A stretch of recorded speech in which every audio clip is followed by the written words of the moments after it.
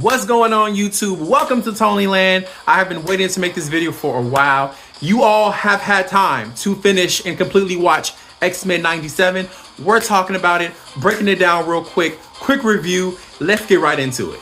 So if you've been living under a rock and you are a true thoroughly 90s baby, early's baby, we all know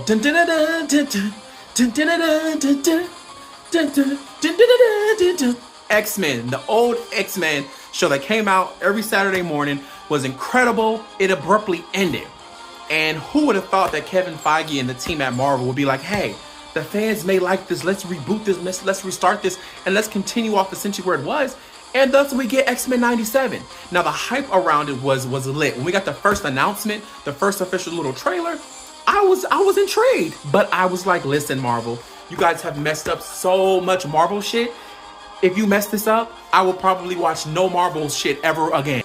Worried, but I'm proud to admit they did not mess this up at all. Honestly, this adaptation or continuation of this X-Men story was phenomenal. Was love to see the increase in the animation. Of course, it's not going to look like the older series, but it looked like it was up to date, but it kept the nostalgia of the older series, like the theme song, the same character design. I love that. Paying attention to detail is so important. You can tell the people who was working on this was a passion project for them, including the creator or the producer and the writer who was abruptly fired.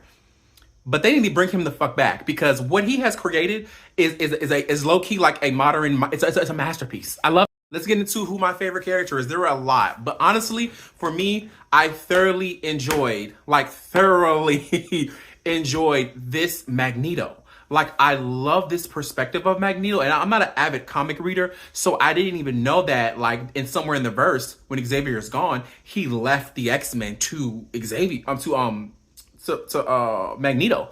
But it makes sense. They had this relationship, and seeing this difference, kind of like a softer side to Magneto, I was kind of like, who the fuck is this Magneto? But I liked it. I did like it. So he definitely was one of my favorite characters. Also, I love what they did with Nightcrawler. I love what they did with Jean Grey, Cyclops. Listen, this is our Cyclops. Cyclops is not a bitch, okay? He is like, take control. He is the leader, and I loved seeing that in this adaptation. But I think overall, my favorite character is absolutely Storm. They got her right. The African accent, the skin tonality. It was beautiful. I'm not even gonna lie, off of the second episode, I was hot. I was hot when she lost her powers. I was pissed. I was gonna stop watching the series, but my friend was like, listen, Antonio, stay in it.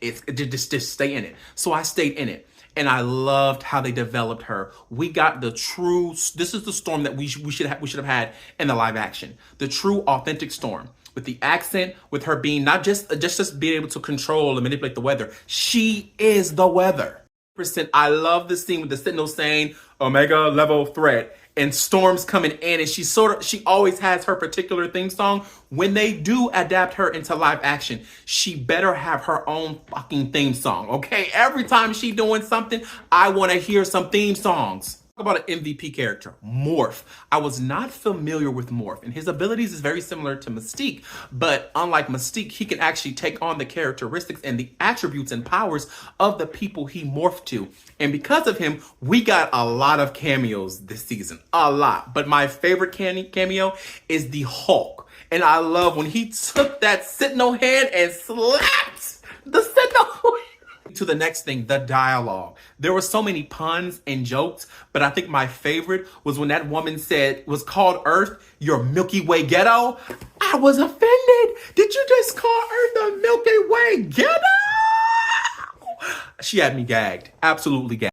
Recently, when Bastion was like to Jubilee, what are you gonna do? Hit me with the 4th of July? And then her response is, oh, I never heard that before, which means that she knows the people tease her about her powers because it's so weak. But I also enjoyed how we got a more in-depth look into how Jubilee's powers work. Things that saddened me, though, was Gambit's death. Did not expect it. That episode, though, needs to be nominated for an Emmy. That is one of the greatest episodes of animation we have had in the past 10 years. That entire episode was just absolute madness with Rogue and Gambit and Magneto. And let's talk about Rogue, because Rogue, as well as the MVP, when she took Captain's American shield and just tossed that shit and was like, go get it. Rogue. And then when she hung that man off the building and was like, that bitch. Rogue is about that life. Once again, when they animate, when they do the adaptation of the live action, we need the same energy we need this Rogue, we need this Storm, we need this Cyclops. Absolutely. Every time I watched the episode, it brought me back to being Saturday mornings as a kid, being a 90s baby. And it's just, I love that they kept the music, the theme song, the intros. It was such a nostalgical, wonderful paradise of television.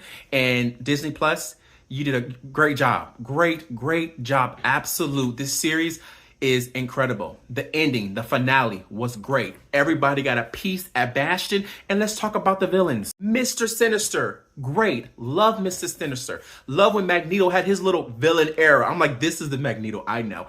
And I learned a lot. Who knew that Magneto could control the whole polarity of the Earth? Like, what? I need to do a lot more reading into the comics because I don't read much of, like, I read a lot of manga and watch a lot of anime. When it comes to DC and Marvel, I don't read a lot of those comics, but now this series has me wanting to read more. Thank Kevin Feige and the team of Xmen 97. You guys, this was a love letter to the fans, and you did an absolute job. Xmen 97 is sitting in the 90s right now on Rotten Tomatoes, so the critics also agree.